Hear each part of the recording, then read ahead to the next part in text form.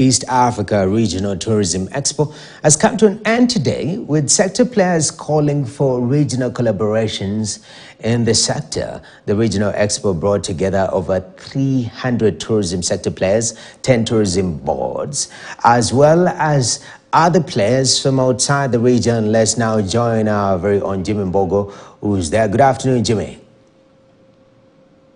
The other conversation that has dominated the tourism space is, for instance, getting a tourism visa that cuts across the East African region. How far are those conversations, and how soon can this be a reality?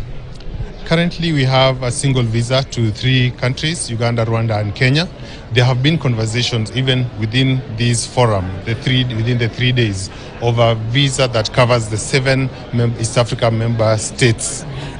But also we know of the current conversation of really visa-free travel within Africa, for which Kenya has alluded to, based on the statement by His Excellency, towards a visa-free Kenya in the near future. We've had also Rwanda come up. So we believe that as a region, soon we'll have more tourism taking place because of ease of access, either as a single visa, which allows travelers from outside Africa coming into East Africa to take opportunity to visit multiple destinations with one single visa. It is cheaper, it increases access and provides really more opportunity to develop products based on the numbers that will keep up growing.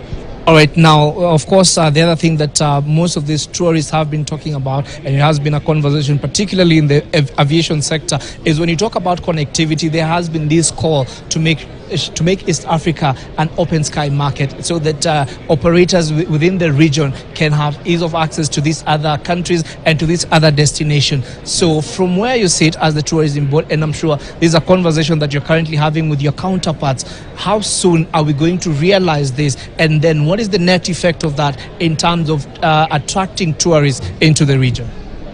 As you know, the vision for Africa is actually to have an Africa that is one, an Africa that is united.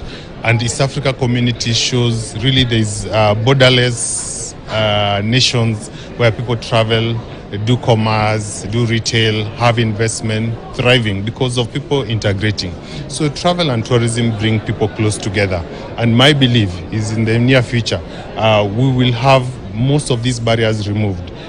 We are already seeing connectivity increasing within Africa because of the huge potential that they exist, both in tourism, because we have products that are being developed.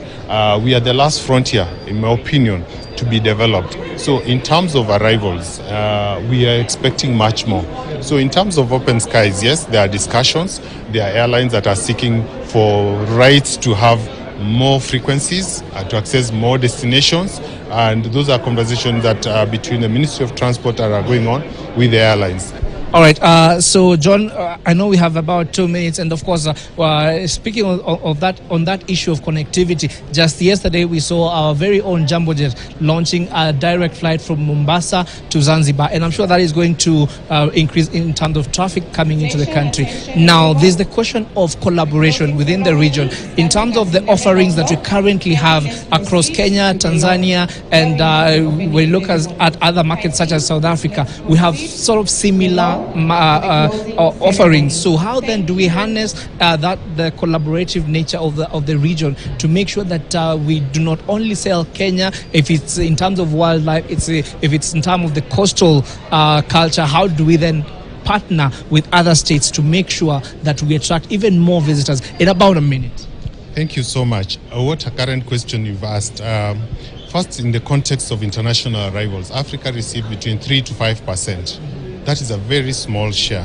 So as much as we are competing as destinations, attracting people who have interest in the products that we have, we also need to check where we are. So we are at that point where we are saying we are more powerful going together with a diversified product that is powerful as an East African brand. And that's why now the brand was launched.